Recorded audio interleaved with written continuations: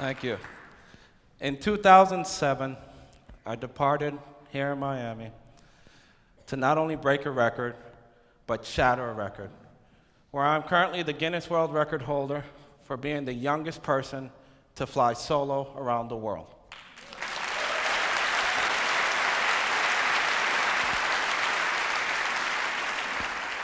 Youngest person before me was 37 years of age. I had the opportunity to accomplish this at just 23 years of age. Of course, in partnership with over 40 sponsors here in Miami. But where did this all start for me?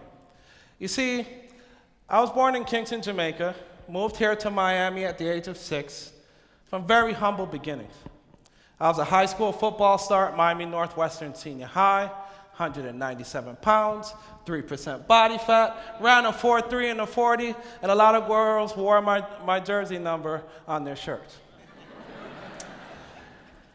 My life changed one day when I met an airline pilot named Captain Gary Robinson. He walked into a store, dressed in his pilot's uniform, and said to me, "Hey son, have you ever thought about becoming a pilot?" I looked at him crazy and asked him 2 questions. The first question I asked was, how smart do you have to be to become a pilot? The second question I asked was, how much money do you make as a pilot?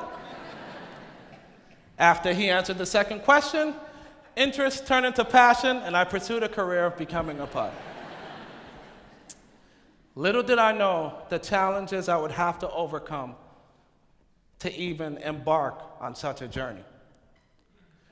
Now, you're looking at the slide and you're saying to yourself, well, how does a sub deodorant and an aircraft engine equal a $650,000 airplane? You see, for 2.5 years, I had to wait until the first person told me, yes, I'm willing to sponsor you. And that was from Miami Executive Aviation. And even before I got to that point, I realized that I needed sponsors. So I said to myself one day, the same way you look at a car and you see the logo on the hood of the car doesn't mean that company made all the parts in the car. Well, that applies true in an airplane. So no one wanted to rent me a plane, lease me a plane, or let me borrow an aircraft. And I said to myself, I'm going to piece it together.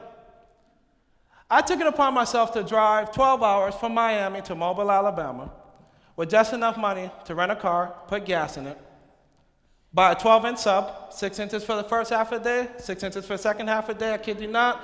Didn't get oil and vinegar. Didn't want to be too soggy at the second half of the day. I'm just being real. Brought plenty of deodorant with me. Why? Because I couldn't afford to stay in a hotel or a motel. And I showed up at one of the largest engine manufacturers in the world. And I said, "Hi, my name is Barrington Irving. I want to see if your engine is good enough for my airplane." I didn't even own an airplane, but it got me through the door. So I get to the door and I'm taking the tour and everything of the engine and why I should utilize their engine. And I did some homework and I studied who the CEO of the company was. And I called him by his first name and I said, "Is Brian here?" They said, "Oh, you know Brian?" Yeah, I know Brian. I met Brian a couple times at air shows and conventions and so forth. Never met the guy in my life. Got a phone call a couple weeks later. It was Brian. And Brian said, normally we don't sponsor engines for something that's dangerous, but if you had the guts to find me, I believe you can find yourself around the world. Brian donated an engine worth $83,000 right there on the spot. After that, I was able to get the cockpit system donated for $70,000, the seats and so forth, cut the cost of the $650,000 airplane in half, financed the rest of it, and flew out of Oregon at the age of 21 with the $650,000 airplane. Now we see another formula. Hey, I'm big in science, technology, engineering, and math. All right, so we have an equation here. $30 plus you can't swim, no radar, and it equals the world. Well, one of the funniest things happened to me the day that I departed out of here in Miami. You see, there was about 5,000 people at the airport. CNN was there, Today Show was there. Everyone was interviewing me. But unbeknownst to anyone, do you know how much money I had to fly around the world the day I left Miami? I had 3 $10 bills in my pocket. And it was hilarious to me because I would look at all these signs that people made, go Barrington, go Barrington, go. And I was saying to myself, where the hell am I going? I only have $30 in my pocket. In addition to that, people did not know that I couldn't swim. And I figured, what did it matter? If I crashed in the Atlantic, no one would be able to get me anywhere. I didn't have any support.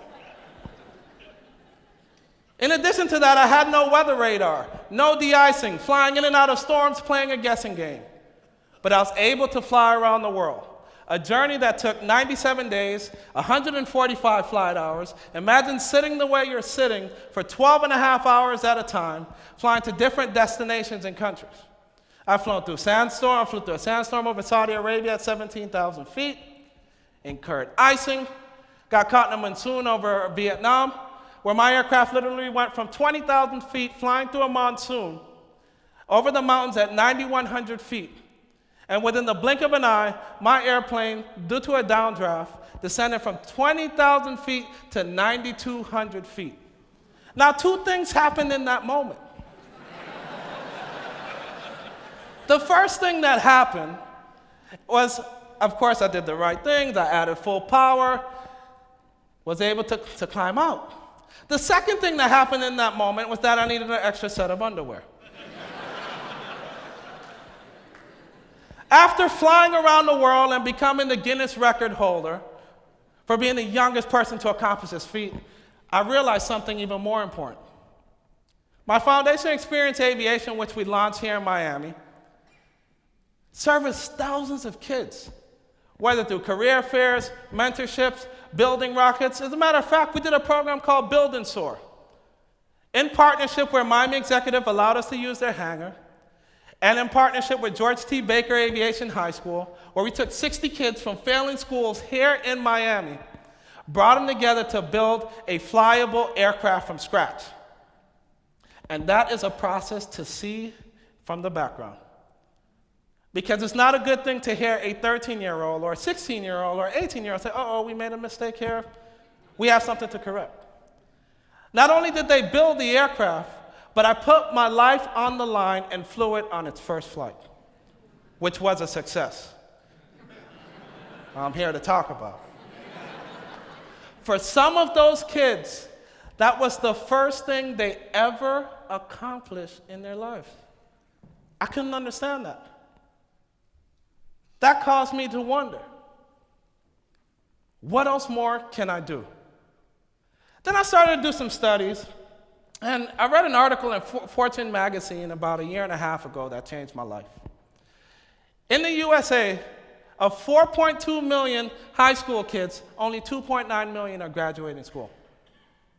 Out of the 2.9 million, only 277,550 are actually pursuing a career in science, technology, engineering, and math. I said, oh my gosh, we're screwed.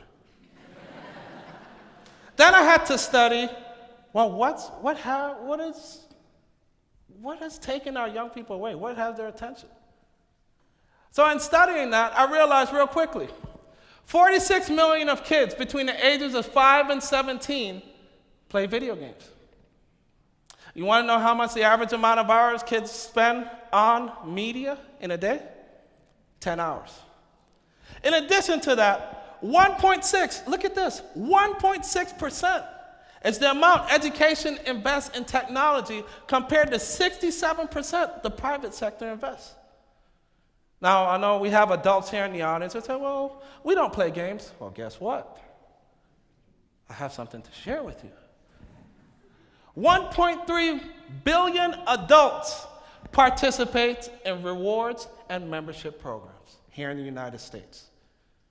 What's the objective of the game? To get as much points as he can in order to buy this thing or that thing or whatever the case may be.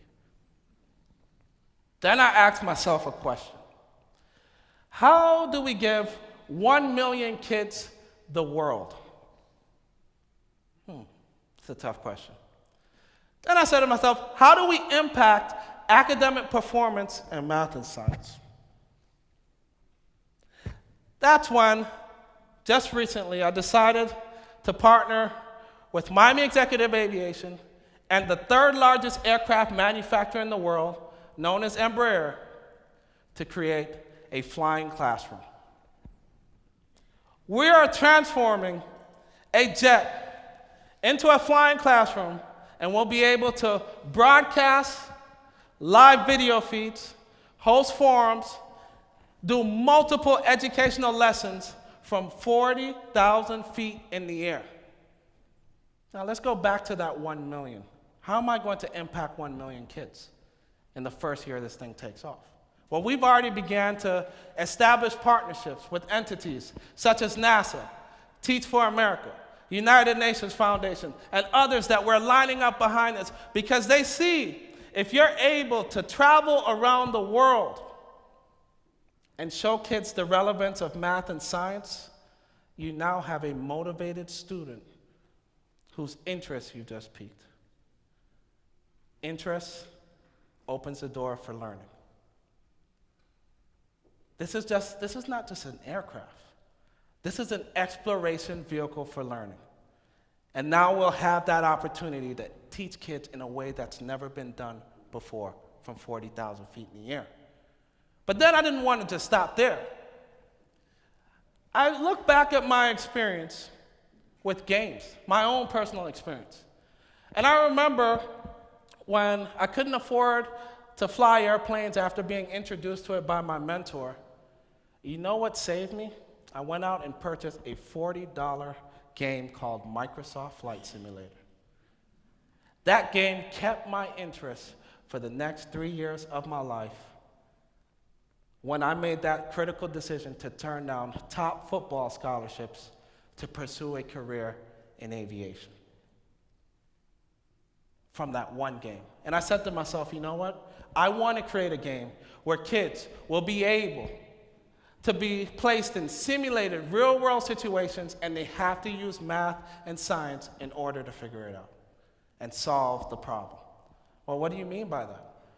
One of the projects we're currently exploring is recreating the devastation which occurred in Haiti and creating a game where students have to decide, well, what kind of aircraft will I have to dispatch based on math, based on science? Is the runway long enough? Is this the right aircraft that I will have to utilize for this mission?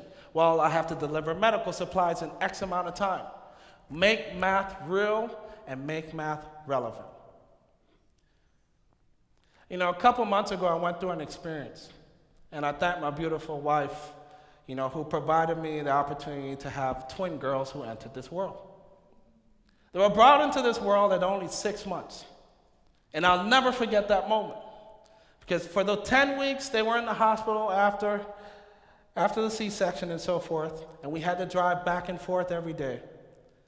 I'll never forget how I looked at my daughters and I said to myself, I wanted to give them the world, but I was helpless.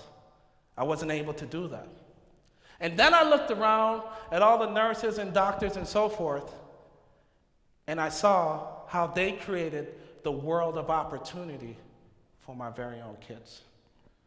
Ladies and gentlemen, each one of us may not be able to give kids the world on our own, but in partnerships and collaborations, we're able to give them a world of opportunity in science, technology, engineering, and math. Thank you guys for having me here today.